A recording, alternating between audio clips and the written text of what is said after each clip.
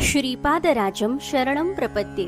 सद्गुरुनाथ परमपिता परमात्मा श्री गोपाल बाबा महाराज की जय। श्रीपाद श्रीवल्लभ चरितामृत लेखमाला, लेखक क्रमांक 66।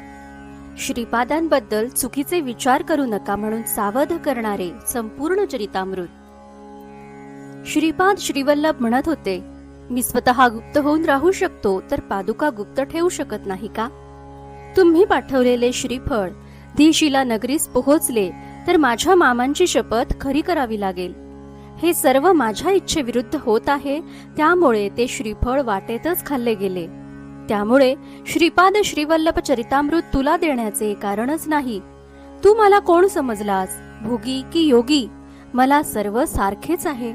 मी चांभार आहे, कातडे काढून चपला शिवतो, हीच माझी वृत्ती। तुझ्यासारख्या अहंकाराच्या चामड्याची चप्पल शिवली तर काहीच चुकणार नाही। अशी गर्जना ऐकू आली आणि अवधूत घाबरून थरथरू लागला। श्रीपाद श्रीवल्लभ संपूर्ण चरितामृत अध्याय 4। श्रीपादांची वरील आकाशवाणी आहे श्री टेंबे स्वामींसाठी। श्रीपादांच्या अनुमतीशिवाय, मर्जीशिवाय जर त्यांच्या बाबतीत चूक झाली तर श्रीपाद कोणत्या स्तरापर्यंत रागवू शकतात? टेंबे स्वामी तर प्रखर संन्यासी, आपण सर्व तर खूपच अज्ञानी। आपण जर श्रीपादांच्या बाबतीत आपल्याच मनमानीने जर काही विपरीत केलं तर आपली काय अवस्था होईल? सद्गुरुनाथ परमपिता परमात्मा श्री गोपाल बाबा महाराज पिठापूर हे तर साक्षात श्रीपाद, त्यात नरसिंह तत्व प्रामुख्याने। मग बाबांचा संताप काय असेल? बाबा संतापले की समजावे जगात कुठे काहीतरी गडबड आहे, मानवतेच्या विरुद्ध काहीतरी होत आहे। बाबा अचानक रूम मधून उठून बाहेर येत व एखाद्या विशिष्ट दिशेकडे हातवारे करून ओरडत की क्या कर रहे हो तुम? जागतिक महाशक्ती, महासत्ता, संघटनांना वाटत असेल की आपण काहीही करू शकतो, कोणाची ताकद आहे आपल्याला अडवायची, कोण आपल्याला पाहतोय? पण तसं नाही।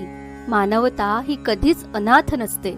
तो सृष्टीचा पालन आणि तारणहार गोपाल बाबांसारख्या रूपात सामान्य माणसांमध्ये कायम हजर असतो व सदोदित जागा असतो। तो सर्वांना संधी देत राहतो, चुका माफ करत राहतो, पण एका हद्दीपर्यंत। ती हद्द जर कोणी ओलांडली, मग ती कोणीही असो, मग परमात्मा स्वतः शस्त्र उचलतो। कर्माच्या स्वातंत्र्यात तो कधी ढवळाढवळ करीत नाही, तसेच कर्मफळ देण्याच्या त्याच्या अधिकारात देखील कुणाला ढवळाढवळ करू देत नाही। ही वेळ यावेच कशाला? जो तो सरळ चालत राहिला तर तेच रामराज्य, सत्ययुग। पण उफराटी बुद्धी तसं होऊ देत नाही आणि परमात्म्याला अवतार घ्यावा लागतो। म्हणून श्रीपादांचे एक नाव आहे, ओम दुष्ट शिक्षकाय सृष्ट रक्षकाय नमः। हिराचंद गोपालचंद कोठारे, दिगंबरा दिगंबरा, श्रीपाद वल्लभ दिगंबरा।